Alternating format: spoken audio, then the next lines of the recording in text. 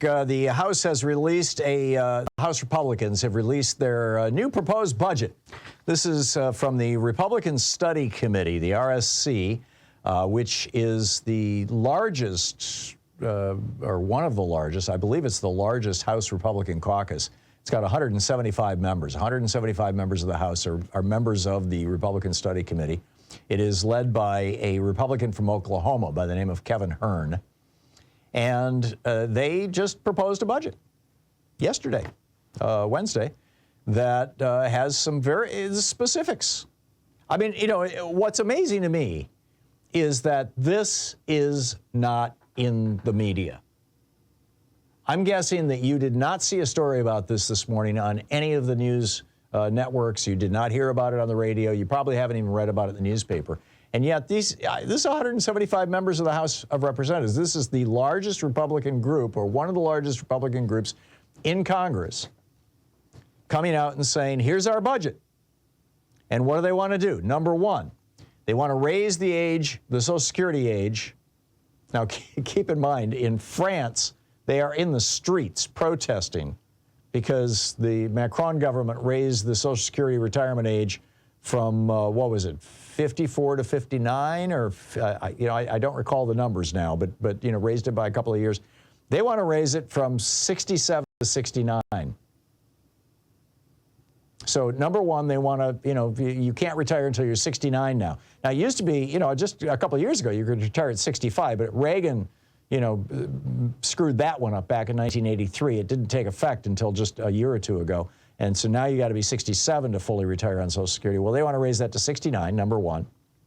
And number two, they want to basically turn Medicare into a voucher program. Hey, more than half of Americans are now on Medicare Advantage. Let's just provide people with vouchers to buy Medicare Advantage.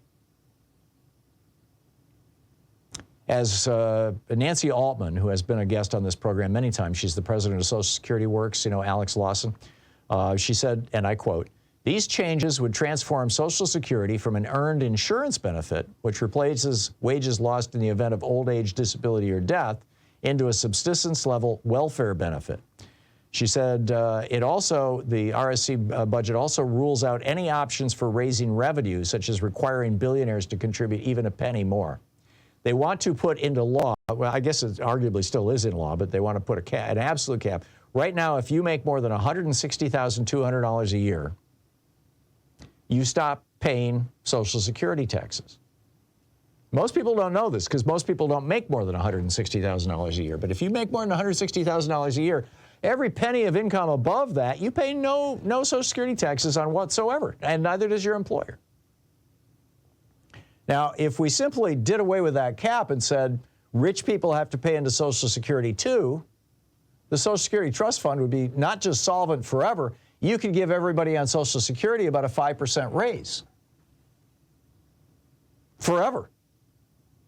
But, the Republican Study Committee says, or the Republicans in the House say, no. We've got to keep that $160,000 cap.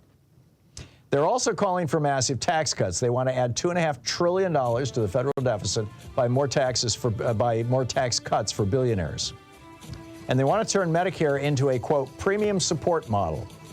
This is just like vouchers for private schools. They want to offer vouchers for Medicare so that you can use those vouchers. This is something that was first proposed by Paul Ryan back when George Bush first introduced privatized medicine or privatized insurance into Medicare in 2003.